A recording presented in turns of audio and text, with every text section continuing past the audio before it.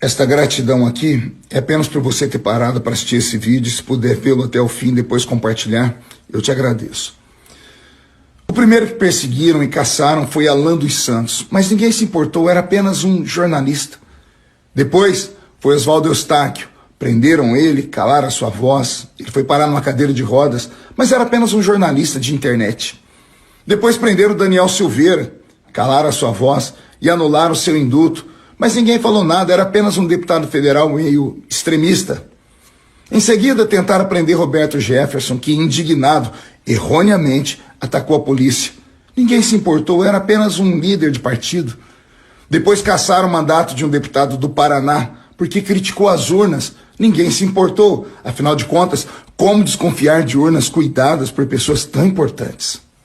Depois foram dezenas de blogueiros, dezenas de influenciadores, dezenas de plataformas que foram desmonetizadas, censuradas e fechadas. Mas ninguém se importou. Eram apenas fake news. Depois foram centenas de pessoas presas, desarmadas, entre elas crianças, mulheres, idosos, doentes, e levados para um campo de concentração. E ninguém se importou, pois eram apenas patriotas. Depois foi afastado o governador de Brasília. E então o comandante da Polícia Militar e o secretário de Segurança foram presos, mas ninguém se importou, porque a esquerda estava lutando pela democracia. Depois foi a vez do ex-ajudante de ordens de Bolsonaro. Ele foi preso, mas era apenas um coronel. Depois caçaram 6 mandatos de deputados no Ceará. Ninguém se importou, eram apenas parlamentares estaduais. Depois não quebraram o sigilo telefônico de Adélio Bispo, mas apreenderam e quebraram o sigilo do telefone do ex-presidente Jair Messias Bolsonaro. Além disso, apreenderam o cartão de vacinação dele, mas ninguém falou nada, afinal, o cartão de vacina é o responsável por toda a corrupção da política brasileira. Depois caçaram o mandato de Daltan Dallagnol, com quase 400 mil votos, mas ele era apenas um procurador que investigou os crimes e as safadezas de muita gente. Teve um órgão de imprensa muito respeitado, a Revista Oeste, que foi censurada por trazer uma matéria que expunham pessoas importantes. A extrema imprensa se calou. Afinal de contas, era só um veículo de informação digital. O que revolta é o Congresso não se mover.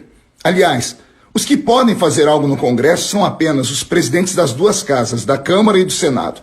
Ao lado deles, os que podem fazer alguma coisa são os líderes de partidos. Deputados como eu, podemos apenas denunciar. E sabe Deus o que essa denúncia vai me custar. A OAB está calada, os bispos das igrejas católicas estão calados, a associação de todas as igrejas evangélicas estão caladas, as forças armadas parecem amordaçadas, parecem submissas e sem nenhuma reação. A Federação das Indústrias Brasileiras também estão sem ação. Os policiais de todas as ordens estão acatando ordens que, segundo muitos respeitados juristas, são ordens inconstitucionais e ninguém fala nada.